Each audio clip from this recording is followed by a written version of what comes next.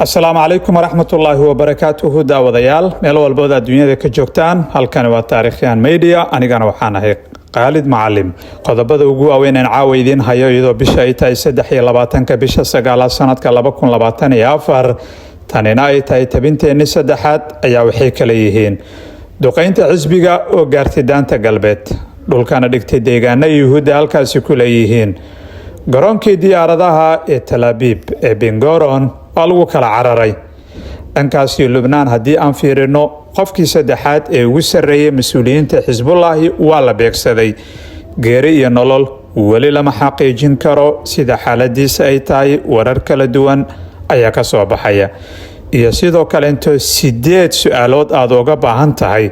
inaad ka ogaato wixii maanta ka dhacay Lubnaan saakay ilaa hadda xagee wax kala marayaan qodobadaasi ayaan idin hayaa daqiiqadaha soo socda akhyar